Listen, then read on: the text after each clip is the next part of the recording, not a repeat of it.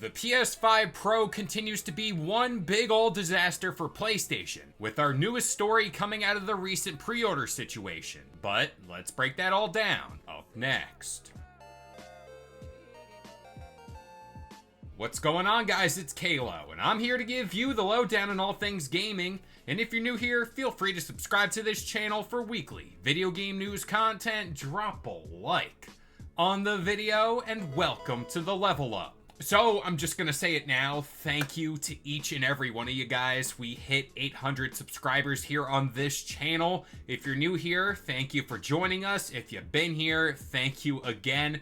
It's been an awesome ride talking about games online with you guys, so yeah, we're close to that 1,000. Alrighty, so we're back once again to chat a bit about the PS5 Pro because that console just loves to keep stirring the pot. We've been there and done that when bagging on the console's retail price, keyword there being retail price tag, especially for today's video, but that quickly got out of hand. Recently, PlayStation admittedly did reveal a pretty sick 30th anniversary edition console, and that includes a range of hardware when talking about the PS5 Slim, a DualSense controller along with the Pro version of that, a PlayStation Portal, and of course the PlayStation Pro itself. But as far as availability for said console, I'm talking about the PS5 Pro, that was just at a limit of 12,000 units. Now, when it comes to special edition consoles of any variety, people tend to lose their minds over them, and of course, the scalpers are like sharks when there's blood in the water. And to me, just limiting a console that's supposed to be a celebration of 30 years in gaming, I don't know,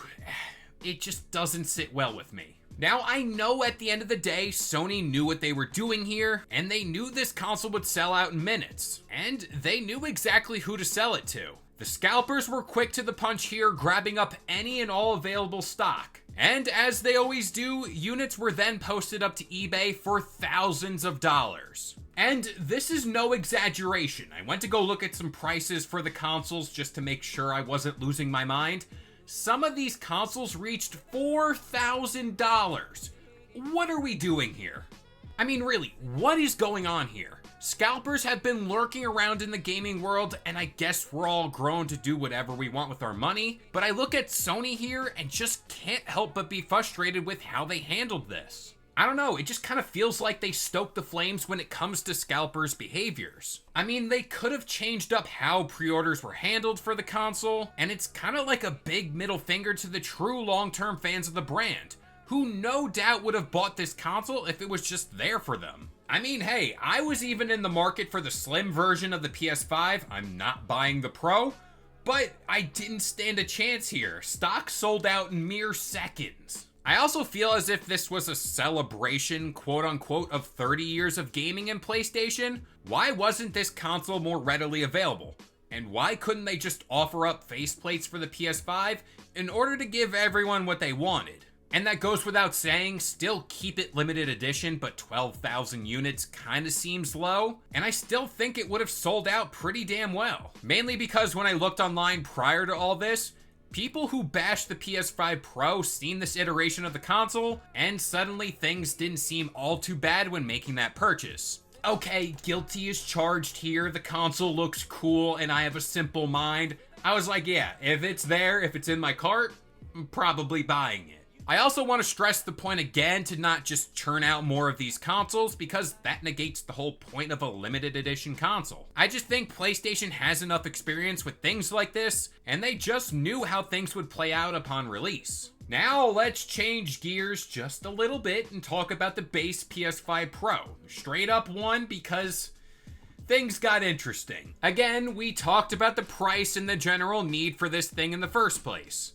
It's a very niche product that is only for the top 1% of gaming enthusiasts. And at the end of the day, I think that's who it's for. And despite this big old storm around consoles yesterday for PlayStation, as of the recording of this video, which is around 10 a.m. Eastern Standard Time on Friday, the base PS5 Pro is still in stock. This tells me the PS5 Pro most likely won't fly off shelves, and that doesn't mean it won't sell out eventually. But I think unlike the base PS5 that sold like crazy at launch, again, there was a lot of variables there. Back then, you could hardly come across them. But I do think moving forward, the PS5 Pro is going to be more readily available. I guess that's a good thing for those who want it because you don't have to stress out like most of us. So I guess a win is a win. But with all that being said, I'm going to pass this off to you guys. What do you think of this whole pre-order situation? And if you were lucky to get your hands on one of these consoles, are you hyped for it? But that about does it here. I've been K-Lo. I gave you the lowdown on all things gaming.